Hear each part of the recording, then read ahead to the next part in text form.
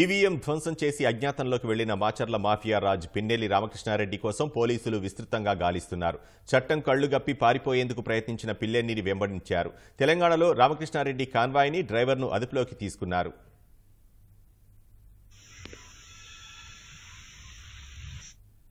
ఈ నెల 13న మాచర్ల నియోజకవర్గం పాల్వాయి గేటు పోలింగ్ కేంద్రంలో అరాచకం సృష్టించిన వైకాపా ఎమ్మెల్యే పిన్నెల్లి రామకృష్ణారెడ్డి అరెస్టు కోసం పోలీసుల వేట కొనసాగుతోంది. ఈవీఎం ధ్వంసాన్ని తీవ్రంగా పరిగణించిన కేంద్ర ఎన్నికల సంఘం పిన్నెల్లిని తక్షణం అరెస్టు చేయాలని ఆదేశించింది. వెంటనే గురజాల డీఎస్పీ శ్రీనివాసరావు నేతృత్వంలో ప్రత్యేక బృందం రంగంలోకి దిగింది. ఇటీవలే హైదరాబాద్కు రామకృష్ణారెడ్డి పారిపోవడంతో పోలీసులు ఆయన ఇంటికి వెళ్లారు. అక్కడ లేకపోవడంతో గాలింపు ముమ్మరం చేశారు. పిన్నెల్లి మహారాష్ట్రకు గానీ కర్ణాటకకు గానీ వెళ్లి అక్కడి నుంచి విదేశాలకు పారిపోయేందుకు ప్రయత్నిస్తున్నారని అనుమానించారు. లుకౌట్ నోటీసులు జారీ చేయించారు. తెలంగాణ పోలీసుల సహకారంతో లొకేషన్ను ట్రేస్ చేసే ప్రయత్నం చేశారు.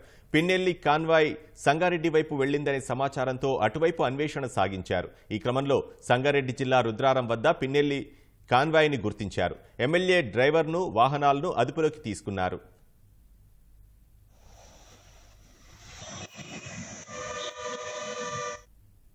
అయితే పిన్నెల్లి అరెస్టు చేశారని ప్రచారం జరిగినా దీనిపై తమకు సమాచారం లేదని సంగారెడ్డి ఎస్పీ రూపేష్ చెప్పారు. పిన్నెల్లిని అరెస్టు చేయాలని ఏపీ పోలీసులు కోరారని, అందుకోసం పలు ప్రాంతాల్లో చెక్పోస్టులు పెట్టామని తెలిపారు. రామకృష్ణారెడ్డి కాన్వాయ్ వాహనాలను స్వాధీనం చేసుకోవడం వరకే తమకు తెలుసన్నారు.